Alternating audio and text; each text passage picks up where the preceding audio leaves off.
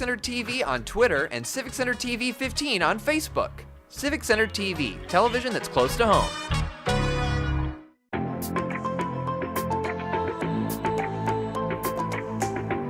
Stay tuned for the Splash Live.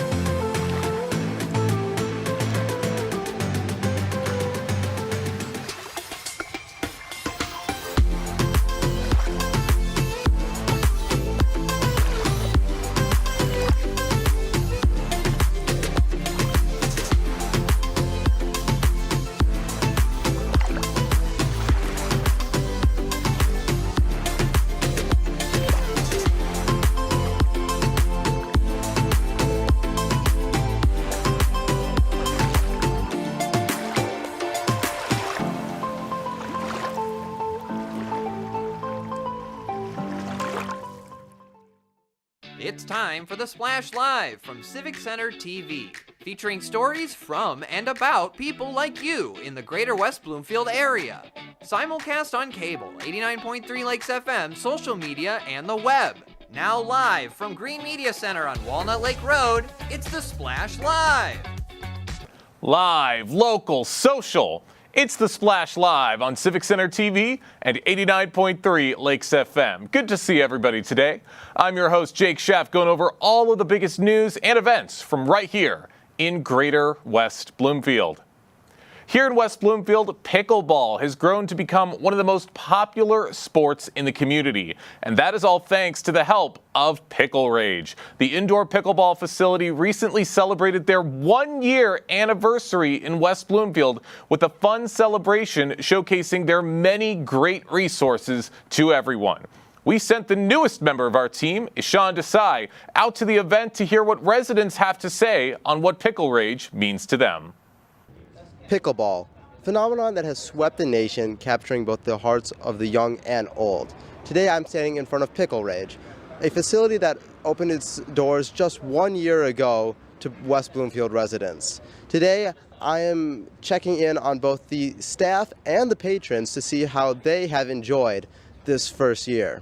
I've been playing, this is my 3rd year for it. I started out, retired, and a friend of mine said, hey, this looks like something fun to do. Started playing it, met a lot of great people, love it.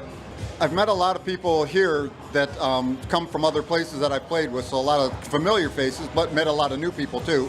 Competition's really good, just like to play here.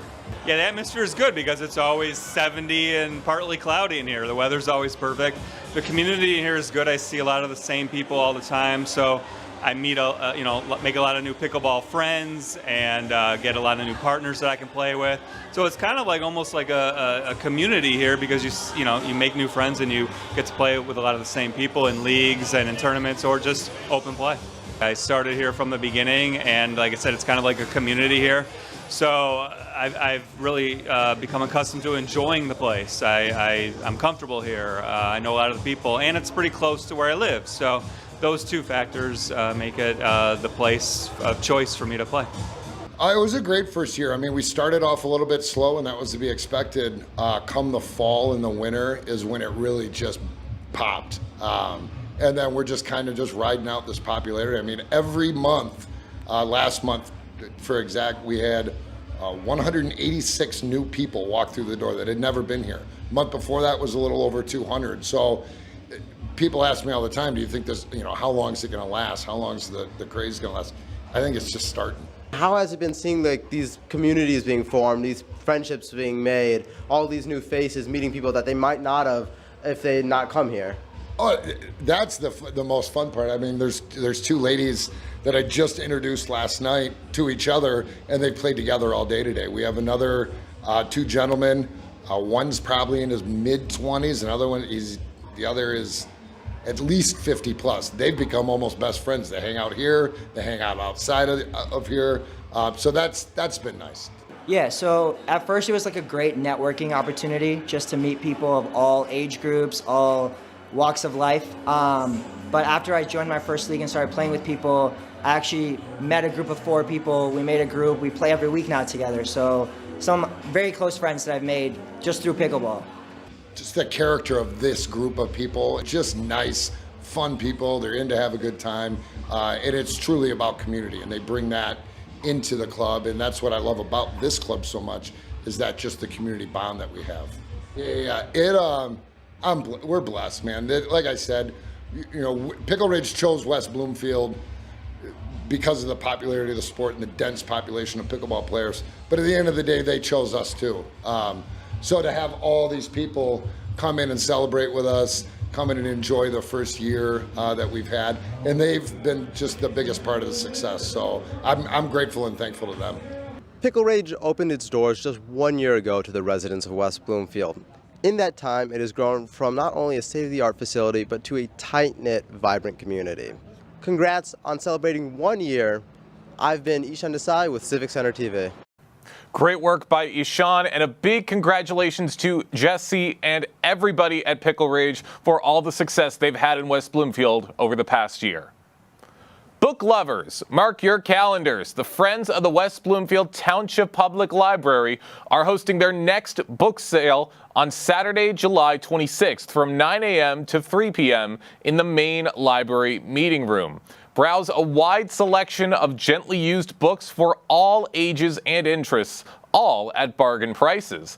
Whether you're looking to expand your home library or score a few summer reads, this is the perfect opportunity to support your local library and take home some great finds. Hope to see a lot of great people out at this book sale, which once again is on July 26th from 9 a.m. to 3 p.m.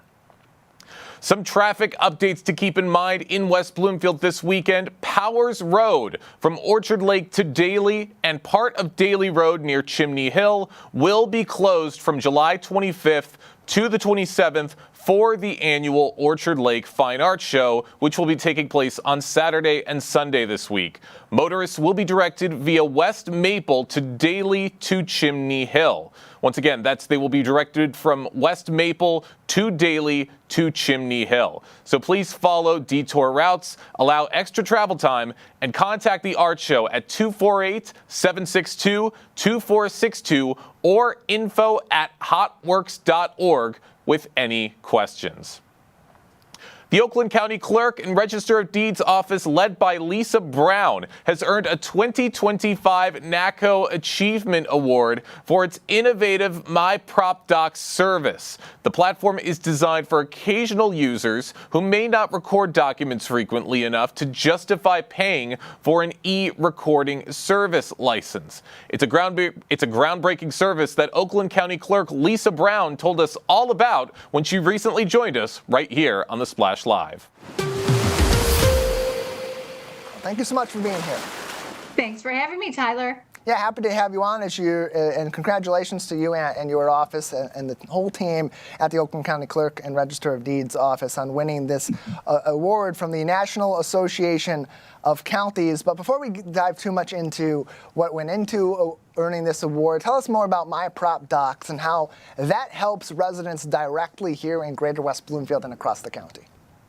Well, electronic recording of documents has for years been a convenience for our high frequency recorders like title companies, but individuals trying to record certain kind of documents, non-conveyance documents, have either had to walk those in or mail them in and not had this convenience of being able to electronically submit. And it's something I've been working on for years, and happy that this is phase one, but that it finally came to fruition, and really honored that actually some of my colleagues are already trying to duplicate the program. So it's the first of its kind in the country, and just excited to be able to offer more accessibility to our residents.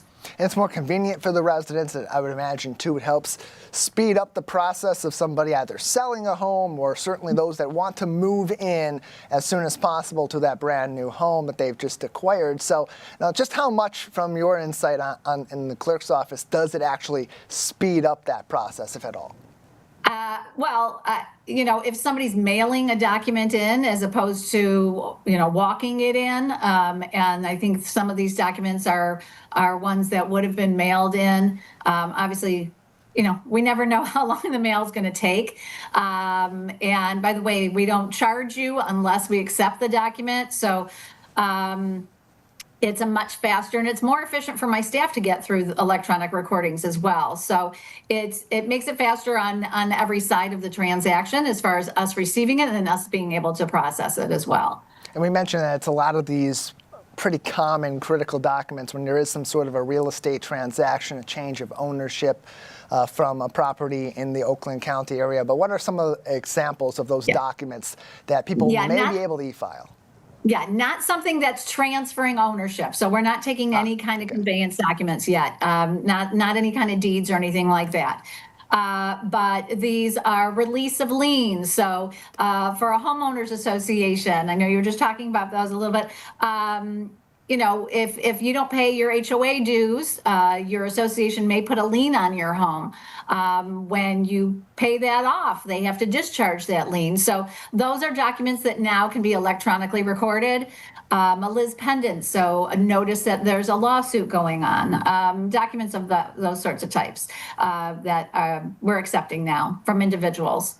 So take us back to getting into this program, because you mentioned it's something that's now sort of the envy of other clerks' offices across not only Michigan, but around the country who are now trying to emulate this in their local departments. So I would imagine for them, it's been kind of difficult to find something of this kind that works really well for residents. So how did your office get to this?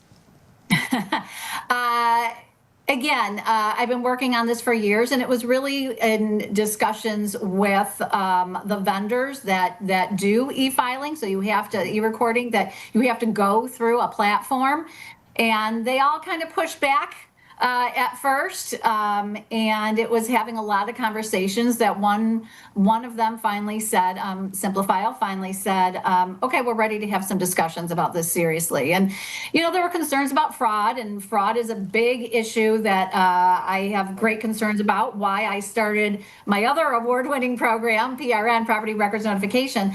But, when somebody is electronically submitting a document here through my prop doc, they have to upload a copy of their driver's license.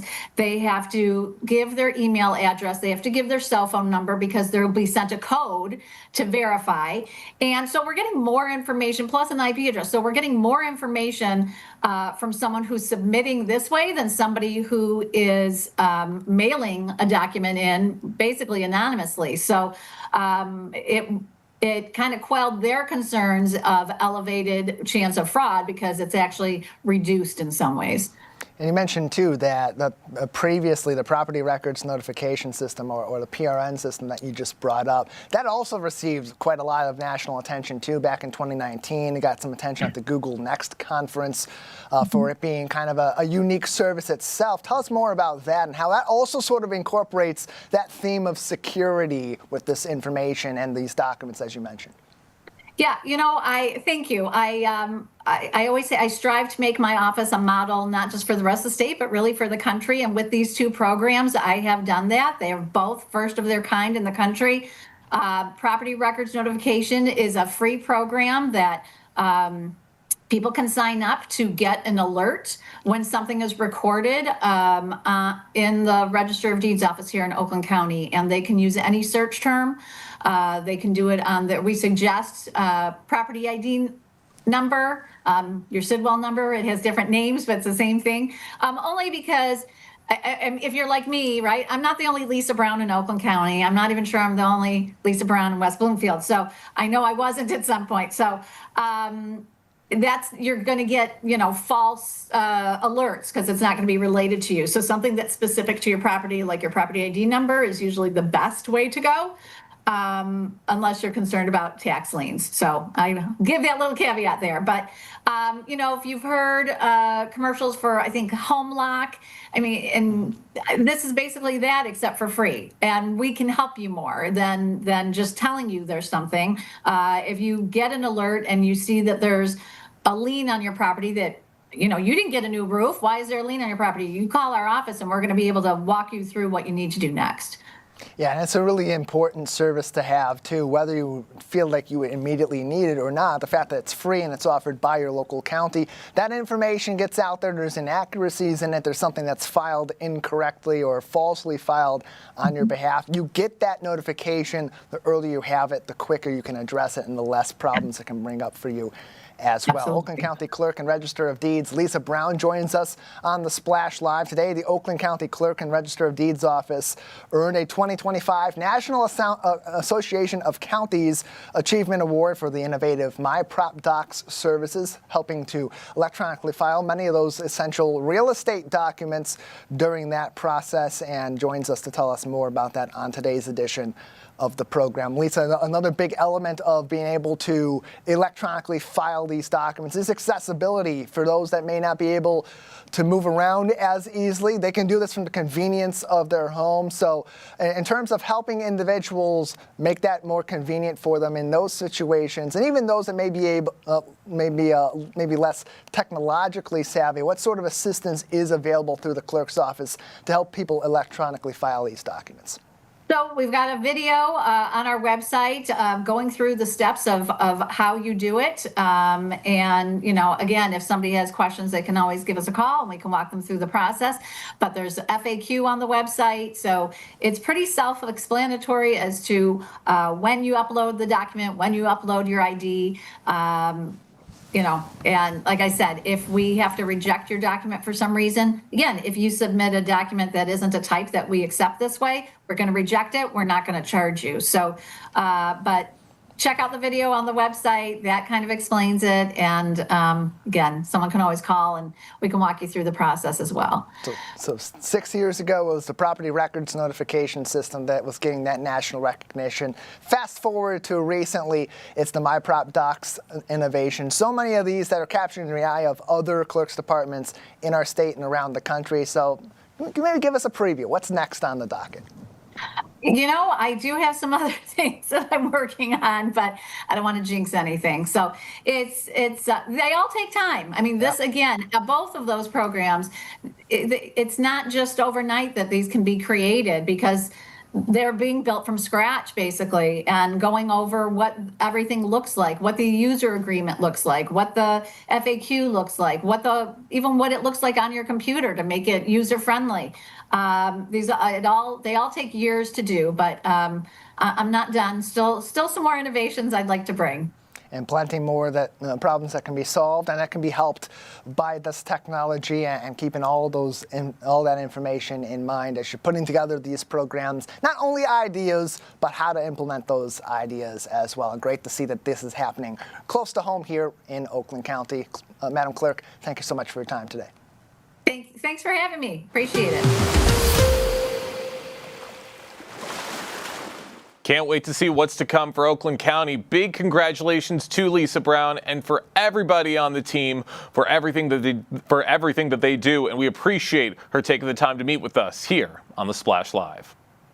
Summer heat spikes mean rising energy bills, and everyone is always looking for important methods to save a little extra money on energy costs. DTE offers rebates covering 50% of comprehensive home energy audits, air sealing, and insulation, up to $5,000 for eligible homeowners.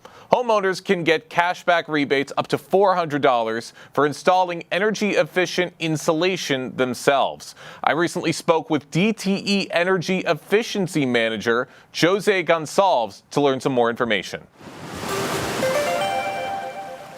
Jose, great to have you with us today. Thank you for having me. Of course, really, really important conversation we're having right now, as it's important that we know how to save these very important energy costs. So how is DTE collaborating with local community action agencies in West Bloomfield to ensure that vulnerable households are aware of and can access these energy efficiency programs?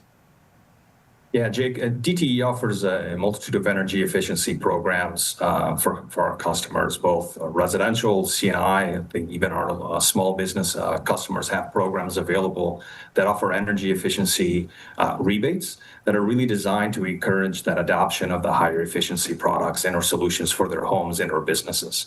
So What I always recommend to our customers is to visit our website as a great starting point to learn more about what opportunities are currently available and how best to take advantage of them. That's right. Great information right off the bat for everybody to take into consideration. So what strategies would you say that DTE uses to help West Bloomfield residents understand the eligibility criteria and how that applies for both the assessment rebates and low-income EEA upgrades? Yeah, depending on eligibility factors are available on the website, and customers can learn more information there. That's really where I would guide everyone as a starting point. But then getting into the important piece for me is guiding through their individual home what the individual assessment needs might be.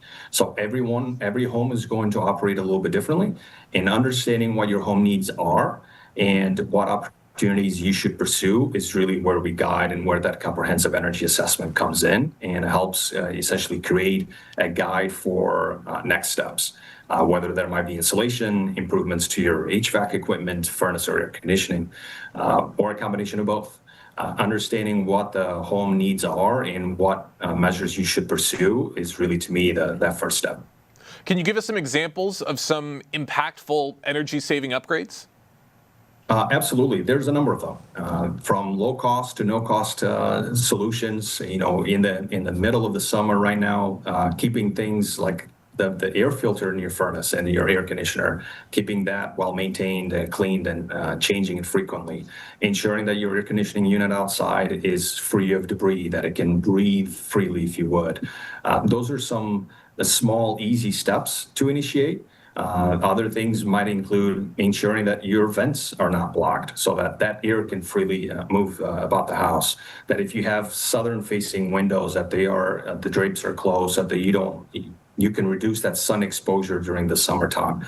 Then from there, once you're prepared to take on those energy efficiency improvements, whether that be insulation or equipment-based improvements with a smart thermostat or with an air conditioning unit that you want to pursue for a higher efficiency, DTE has rebates available, once again, to encourage customers taking on that higher efficiency levels. Awesome. Great examples. Would you say that these have made a big difference for families in West Bloomfield? I would expect that too. I know I've seen that in my own house. The smart thermostat being a really easy one. Also encourage folks to take a look at DTE's Insight app as a great way to really learn and understand how you're using energy in your home. Seeing that on a daily basis really helped me and my family understand where my energy consumption was going, and therefore take better steps to address that. That's right. Now, with a community like West Bloomfield, there are plenty of older homes that need significant retrofits. So how would you say these programs are tailored to the local housing stock in West Bloomfield? So the common areas are going to be, independent of the housing stock. Yes, different homes are going to have different needs, but understanding what the core components of a home that ultimately deliver or contribute to your energy usage and how you can actually save energy is, to me, what's really, really important.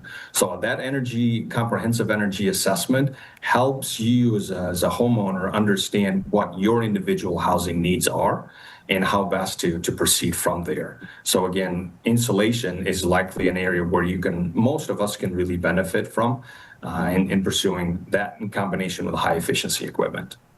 For those just joining us right now on the Splash Live, I'm talking with DTE Energy Efficiency Manager Jose Gonçalves, talking about some very important energy-saving practices we can all be taking into consideration for these summer months. Now, Jose, with funding limited and demand high, how does DTE decide which neighborhood or applicant groups in West Bloomfield receive priority for rebate and assistance funds?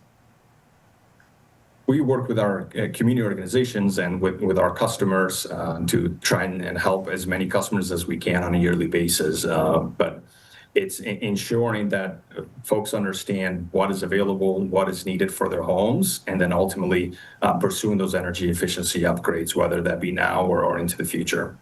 That's right. You want to make sure you help as many people as possible, and everything you guys are doing is fantastic. So Now I want to get into maybe some advice for West Bloomfield residents to take into consideration, especially as they prepare for a home energy assessment. How can they properly prepare for something like that? So first, I think contacting a local contractor or energy rater who's going to perform that service and understanding what the service is going to conduct in your home. You should expect it to take a couple hours, perhaps a little bit longer for larger homes. It is, in its nature, as the name calls out, a very comprehensive assessment of the home, where there's going to be some diagnostic tools that are utilized to really measure the airflow and how the home is operating as a system. So understanding what is going to be required. Is there going to be a need to access the furnace, for instance, or other areas of the home where you want to ensure that there's a clear path and that that individual contractor, the specialist, can have access to those areas. But having that discussion to understand what to expect for those days is what I would recommend. And what costs would you say these residents should take into consideration, or should they expect, versus rebates when working with participating contractors? Yeah, costs will vary. It'll vary depending on the home size, it'll vary on the conditions, and how much is going to be performed in a home as well. I always encourage folks to take 2 or 3 different quotes from different contractors, ensure that it's competitive. But what I can say is that DTE has rebates available to help offset some of that cost and encourage customers taking on that efficiency steps. Well, it's great to hear of all of this information and resources that are available with DTE. Jose, I got one more question before we wrap things up. Beyond short-term rebates, how is DTE helping to change long-term energy behavior, like thermostat settings and ongoing maintenance, for sustained savings in West Bloomfield households? Yeah, the energy efficiency rebates are certainly a first step. It's encouraging that behavior and that educational component for customers to understand how best to utilize their energy in their homes and in their businesses to be as efficient as possible in the long term. So that's why, again, even from a rebate perspective, DTE offers a variety of different rebates, and you can learn about those both on our website at dtenergy.com/save energy, or even by starting and visiting our marketplace at dtemarketplace.com. Those are great initial steps to help you understand what your current needs might be and how best to maximize those energy savings in the long term. Well, DTE is available to help out anything that customers may have. Jose, thank you so much for joining us today here on the Splash Live. Thank you very much for having me. There's still a lot of summer to go, so these energy-saving tips are very, very important for everybody to keep in mind. And we really appreciate Jose for taking the time to talk with us here on the Splash Live. Plenty of other stories and topics to get into right here on the program. We'll be getting into these right after this quick break. Live, local, social. It's the Splash Live on Civic Center TV and 89.3 Lakes FM. We'll be right back with the Splash Live.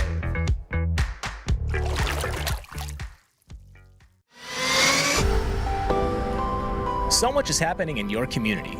Join Jake, Tyler, and Kevin for local events and developments on the Splash Live, weekdays at 10 a.m. on CivicCenterTV.com, YouTube, and Facebook. Floodwaters can rise fast. Take precautions to stay safe. Follow the instructions of local officials and all emergency notifications. If authorities say evacuate, don't wait. Do not walk, swim, or drive through floodwaters. Just 1 foot of water can sweep away a vehicle. Never drive around barricades. You don't know what danger may be on the other side. For more tips on how to protect your family, visit ready.gov/floods. Hi, I'm Lisa Brown, Oakland County Clerk, Register of Deeds. Congratulations, Civic Center TV, for reaching 1 million views on YouTube. What a momentous milestone. To everyone at Civic Center TV, thank you for all you do to make the Greater West Bloomfield area a special place to live by increasing transparency in government and showcasing wonderful community events. I'm Lisa Brown, and I'm proud to be 1 in a million.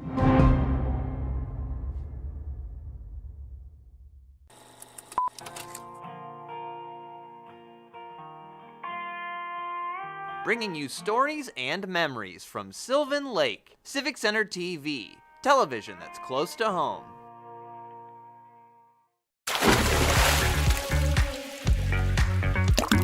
And now, back to The Splash, live. Live, local, social. It's The Splash Live on Civic Center TV and 89.3 Lakes FM. I'm your host, Jake Schaff, going over all of the biggest news and events from right here in Greater West Bloomfield. As everybody knows, the Orchard Lake Fine Arts Show is going to be taking place this weekend, but there is another art competition that it's making its grand return.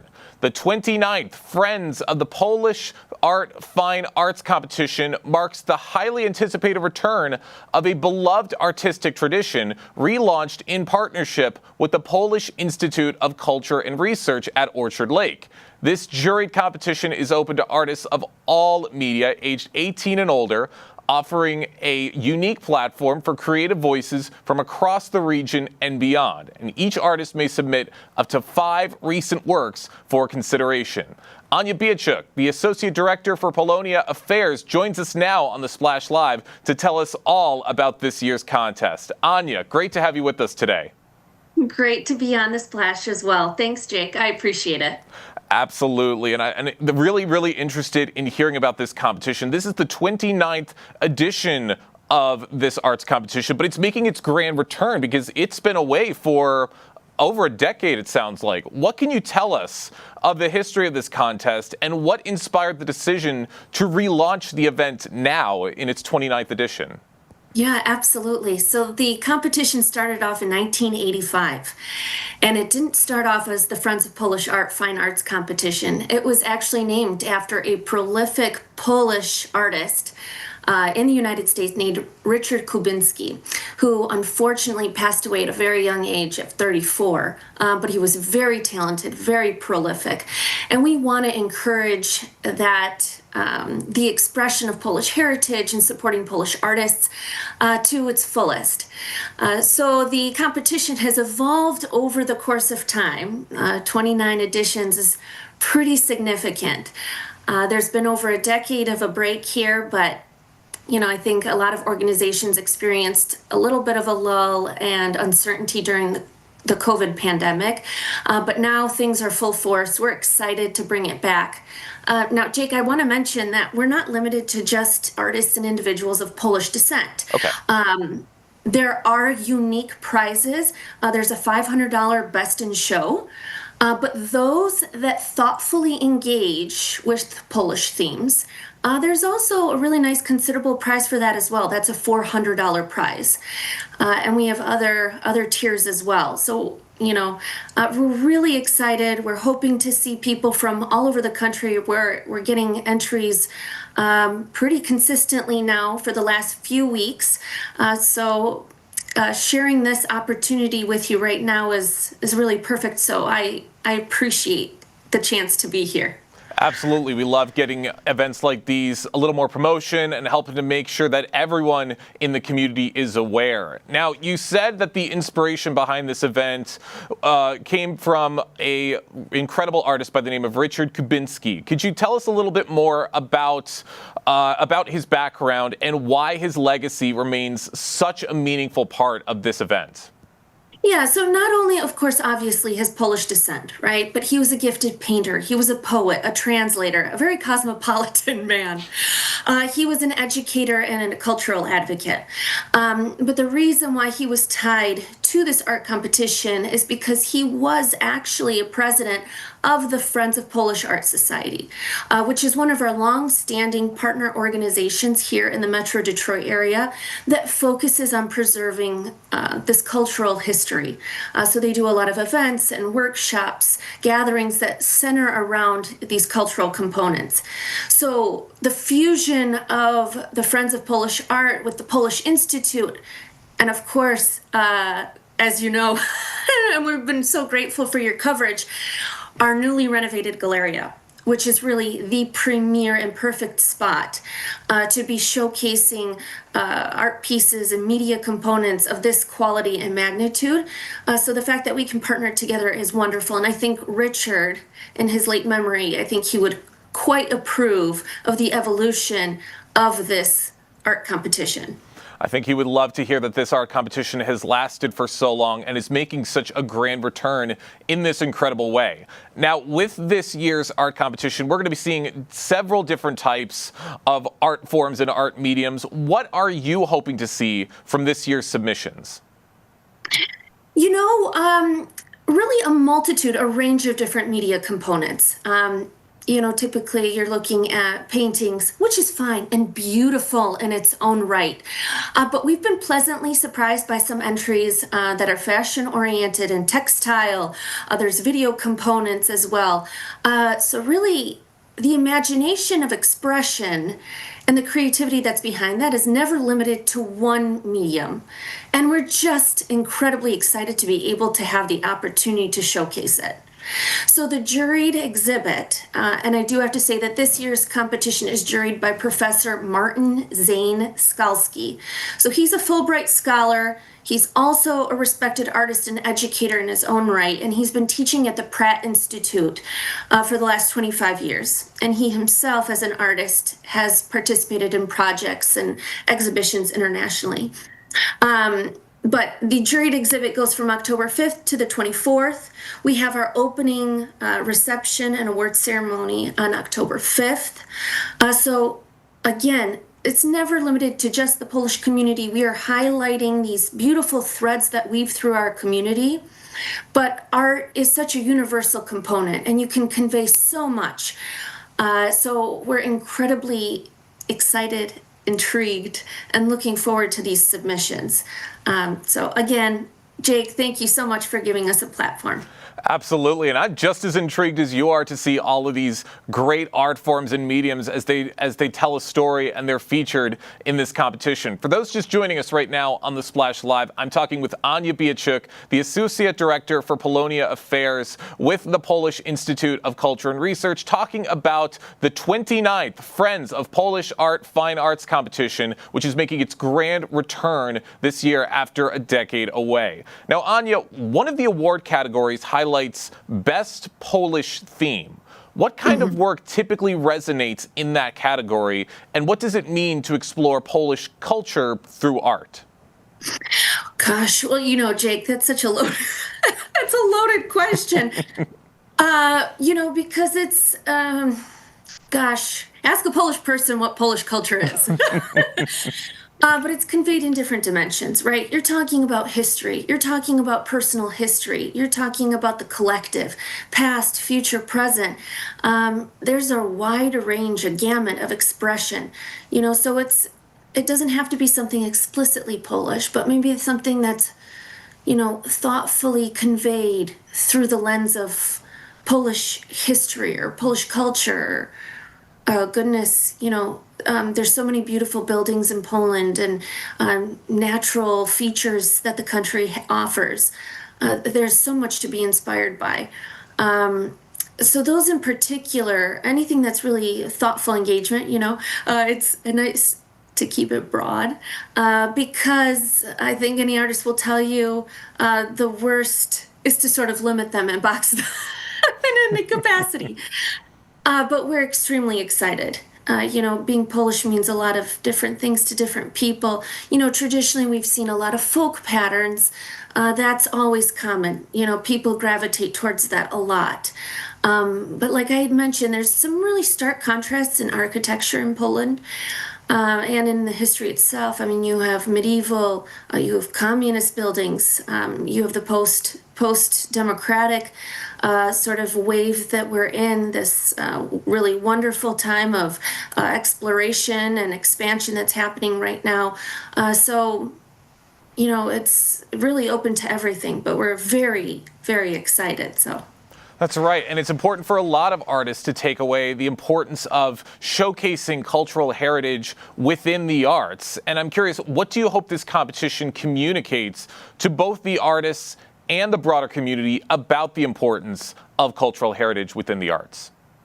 You know what? It's about not only just our Polish heritage, right? But it's about cultivating a place and supporting artists as well. To us, that is a critical component of our mission.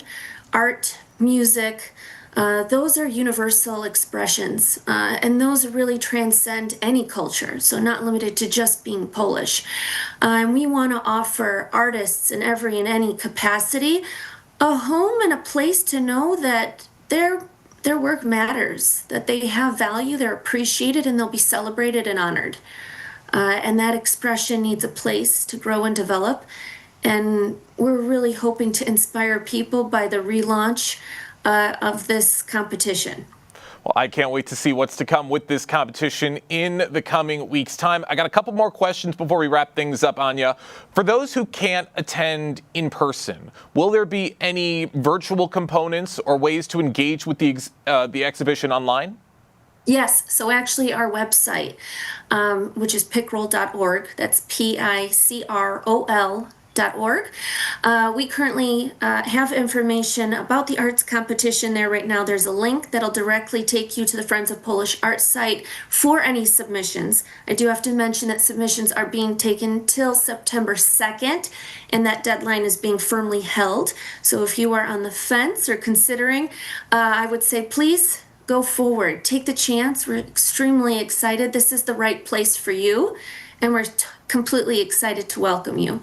Artists are welcome to bring 5 pieces of art in their portfolio. Entry fees are only $30. $30, and I think the prizes are considerable, so we hope that many people will take advantage of it. But information for those individuals who are unable to meet us through October 5th through the 24th of the juried exhibit, they'll be able to see it online. So we'll have it on our website. We'll have information about the pieces. We'll have a map, a guide. It'll be well represented. So we hope people come in person. The location is fantastic. Jake, you can attest. You know, we've been really fortunate to host you quite a few times. And we just really hope that people take the opportunity, especially those in the community, to come out and check it out. It is really unique and one of a kind and extraordinarily special for the community. It absolutely is. With the September 2nd deadline, there's plenty of opportunities and plenty of time for everyone to keep those submissions coming. Can't wait to see what's to come. Last question. How can the public and supporters contribute to ensuring the continued success of events like this competition in the future? Yes, so the best way is to contact us at the Polish Institute at Orchard Lake. So we have information online again. So that's PICROL.org.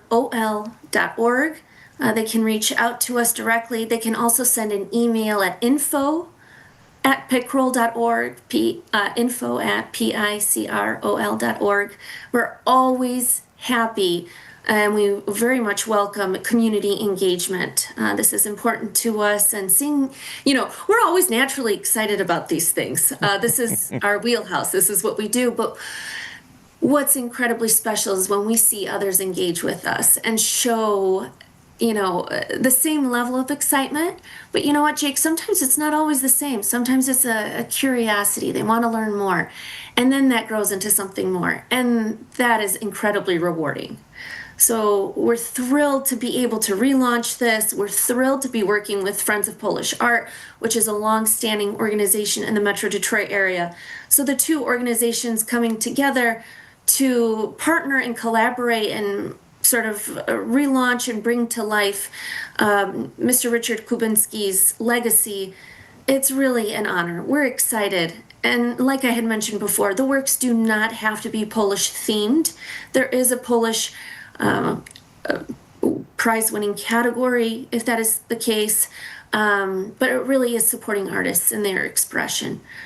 So we appreciate this time. Thank you so much, Jake. Absolutely. Thank you so much, Anya, for joining us today here on the Splash Live. Thanks.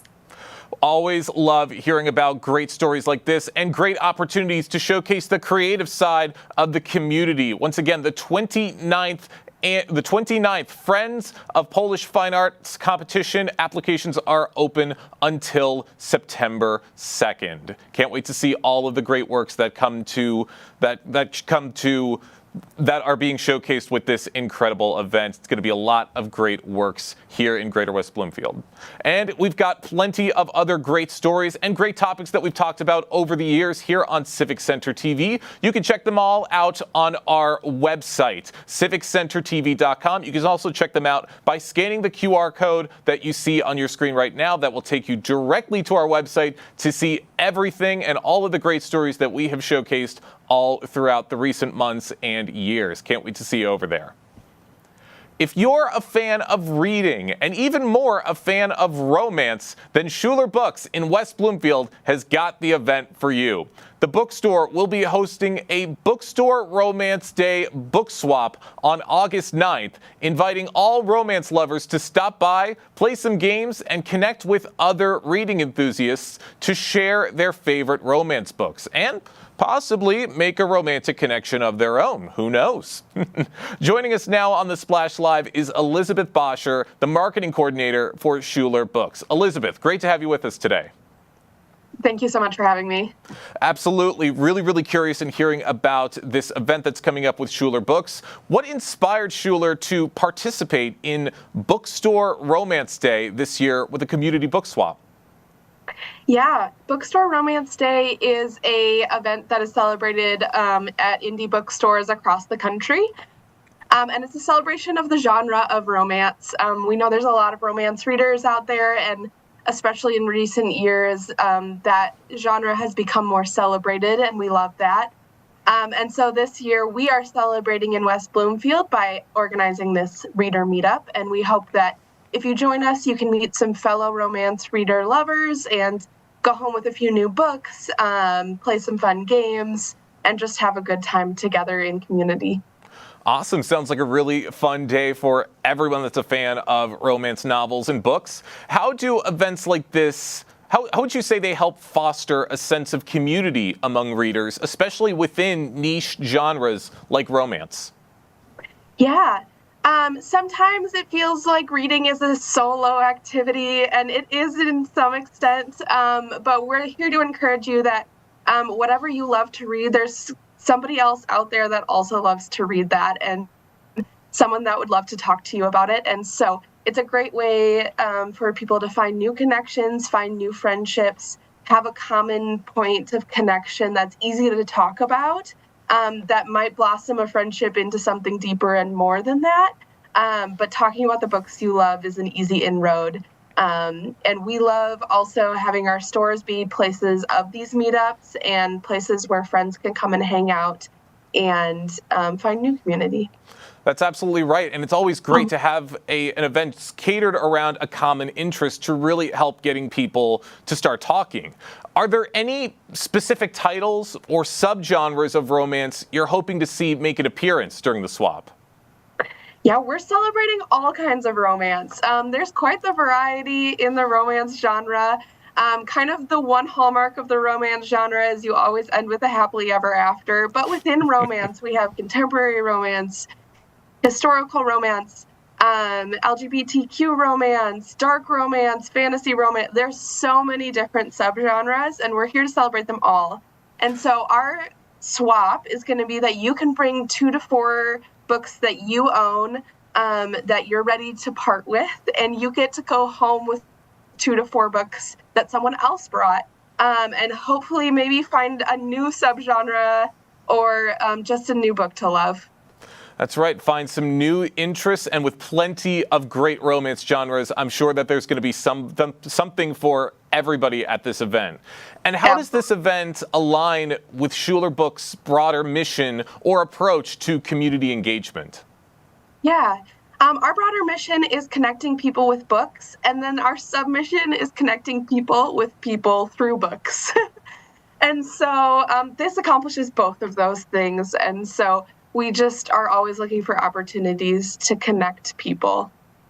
For those just joining us right now on the Splash Live, I'm talking with the marketing coordinator for Schuler Books, Elizabeth Boscher, telling us all about Bookstore Romance Day book swap that's going to be taking place at the West Bloomfield location for Schuler Books on August 9th. Now, Elizabeth, for someone who may be new to romance novels or even book swaps in general, what advice would you give? Yeah, I think if you're new to the romance genre, I was new to the romance genre a couple years ago, and I found it really helpful to talk to one of my coworkers who really loved the romance genre, and she was able to guide me into a few books that were good for me. And that helped open my eyes and open the doors to this whole new genre that I now love to read. And so if you are like curious but not sure where to start, this is a great opportunity to come and get some advice, get some professional guidance towards a book that you're going to love. Or if you've been reading romance for a long time and you're just looking for something new, or again, some friends to connect with, some new friends, a new community, this is also a great opportunity to find that. That's great. Greater opportunities for everyone beyond just the love of reading. I love to hear it. Now, Elizabeth, it sounds like this event has been going on for a few years now. Are there plans to grow it into maybe a larger celebration in the future? Yeah, so this is Bookstore Romance Day as a concept is something that we didn't come up with. Another group of people came up with, and it is celebrated across the country at indie bookstores. And so we choose to celebrate slightly differently every year. And so we're always going to plan to do something, and it just might look a little different from year to year, but we're really excited about our plans for this year. Well, you should be very excited, and I can't wait to hear all the great stories from this incredible event. I got one more question before we wrap things up, Elizabeth. Out of everything, what are you personally most excited about for this year's Bookstore Romance Day event in West Bloomfield? Yeah, I'm really excited. This is a new idea for us, the Reader Meetup and Book Swap, and I'm really excited to kind of see it come to fruition and just hear those conversations between fellow book lovers. I love to see new friendships form and new connections being made. So that's what I'm most excited about. Lots of great friendships, connections, and maybe something more. Who knows? But can't wait to see what's to come. Elizabeth, thank you so much for joining us today here in the Splash Live. Thank you for having me. Absolutely. Once again, Bookstore Romance Day Book Swap. That is going to be taking place at Schuler Books on August 9th. Can't wait to see everybody at the community out there to share some stories and to make some very important connections. Another big heat wave is set to make its way to Michigan in the coming days, which means everybody should be taking the necessary steps to keep their skin protected from the very harsh sun. Recently, dermatologist Dr. Molly Powers paid us a visit here on the Splash Live to tell us some important tips to keep our bodies safe this summer. Thanks for being here, Dr. Powers. Oh, thank you so much for having me. It's a pleasure to be here. And we appreciate that. So let's get straight into it. We've been experiencing some hot days recently. It's like the sun is literally right here in Greater West Bloomfield. Let's talk about what are some of the top sun protection concerns that you're seeing right now with this extreme heat affecting our residents. Oh, it's been so hot. And with that comes our human nature to want to cool down and also enjoy the most out of our summer. So what we're seeing a lot are more and more sunburns. People are going out and seeking water sports and playing in pools and trying to keep cool. But with that and being outside and being in the sun definitely adds more ultraviolet radiation. So I'm seeing a lot of patients coming in after long weekends at a lake or in a pool or at a splash pad. And when they're playing in the water and not using the right sun protective tools, it increases your risks for burns and ultimately sun damage and DNA damage in our skin later on. Yeah, I was reading the notes. It was saying increased aging and stuff like that. I like to go outside and get my vitamin D from the sun as well, but if it's gonna make me age faster, you can keep me in the house for all of that. That's kind of crazy. So, I mean, but we like to enjoy it. We've been in the house all winter, Dr. Powers. We want to get outside now. So for us that want to go outside, enjoy time on a lake, on our boats, or just out on the splash pad for a couple hours, what's your advice for that long-term sun protection during those heat waves? Yeah, I feel that too. These Michigan winters are long and we had not so great spring, so we definitely want to make the most out of our summers, but there's a safe way to do it. it's really about the adequate sun protection. So sunscreen, particularly broad spectrum sunscreen, that's protecting against UVA damage and UVB. So that's the type of ultraviolet. Also, wearing sun protective clothing. I think this is often underutilized, wearing long rash guards, wide brim hats, and let's not forget to protect our eyes, because I see skin cancers on the eyelids, the lower eyelids. We need to protect all of our skin. Additionally, the simplest thing is just try to avoid those peak sun hours that you mentioned, 10 and 4. Those are the times of the day where it's really the most damaging to our skin. So if we could try to get a morning time outside and then maybe a later afternoon, evening time outside to get our vitamin D and fun in the sun, that's a lot safer than going out in the middle of the day.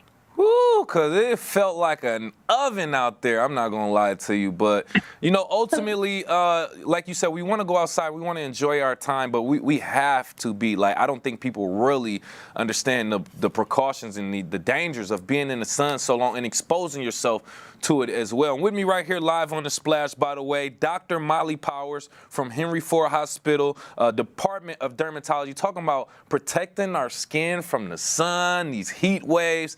It can get crazy out there. Now, I do want to talk about this, right? I mean, you just gave some great advice and things of that nature for the average resident, but what about for our most vulnerable populations, the children, the seniors? Do you have any advice or specific precautions that you recommend for that population?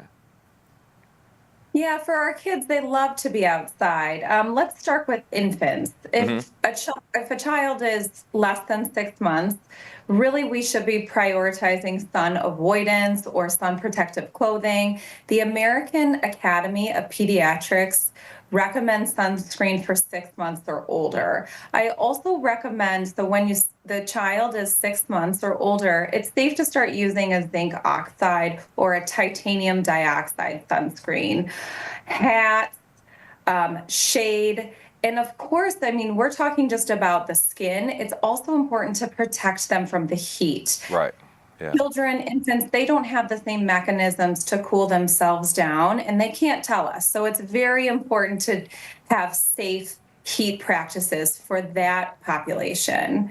Now, in particular, the older population, it can be quite complicated because some of our older population is also on medications that can make them more sensitive to the sun.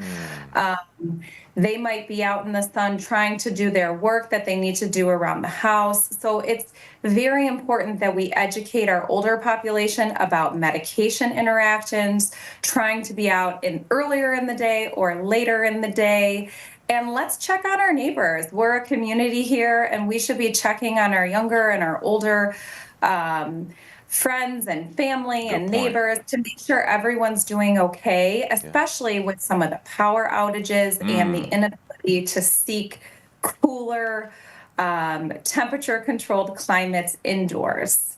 Well said. Yeah, no, it's a good time to go out and do that, especially if you know you do have an older neighbor or something like that, and they might need some care or someone to look out for them. Yeah, just pay them a visit. Just make sure, too, because, yeah, even the ACs, like using the AC at home during that time, 10 to 4, like they can hit you over the head just for those charges. So it's so many different things that go into play with this heat and how we can kind of manage ourselves and our home and our temperatures. But we're glad to have you here to kind of break some of that stuff down as well. Now, I just have a random question.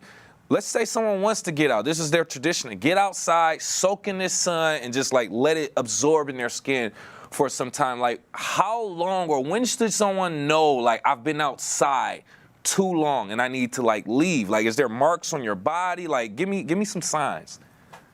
Yeah, that's a good question. I mean, really, anytime you're going to be under direct sunlight, you should be using sunscreen. And because there's no amount of safe sun exposure that we know of. So you have to be using sunscreen. I have tons of friends who love to be in the sun, and I try to tell them, wear your sunscreen. It can lead to skin cancer, like you mentioned, premature aging, signs of too much sun. Your skin can develop a heat rash, so you can get red bumps from the sun. You can get little, like another type of sweat rash where your sweat glands are working too much and it causes these little fluid-filled bumps from the sun. So it's more than just sun damage and the increased risk of skin cancer and aging. It can lead to a lot of heat rashes. And that's not fun either, because heat rashes, once your skin isn't working properly, it can't keep you cool the way it needs to. So we really need to take care of our largest organ, which is our skin. True. Skin cancer and bumps and aging. That makes me, I'm almost scared of the sun at this point. I'm about to avoid the sun altogether. No, don't be afraid. We want to have fun. We're in Michigan. We earned our summers. Let's enjoy it, but let's do it safely. No, well said, and we appreciate that. Thank you again for your time, Dr. Power. Any additional information that we didn't go over that you want to share with our residents before we let you go? I guess one of the things I want to talk about is I hear a lot of patients who say, I'm in the shade, I'm never in the sun. And I just want to say the shade is not adequate sun protection. So wear your sunscreen, wear your sun protective clothing, have fun this summer, be safe from the heat. And thanks so much for having me. No, thank you for your professional expertise and information. Once again, Dr. Molly Powers, Henry Ford Hospital, Department of Dermatology. Thank you. Thank you. We appreciate Dr. Powers for stopping by and to explaining all of this information to keep safe from the summer heat. Even though it seems like the summers seems to be flying by, there's still plenty of time left, so make sure that you protect your bodies for the rest of the summer. But that's going to do it for us today here on the Splash Live. Big thank you to everybody on our team and for all of our guests for stopping by and for helping to continue to make this fantastic show possible. I've been your host, Jake Schaff. Live, local, social. It's the Splash Live on Civic Center TV and 89.3 Lakes FM.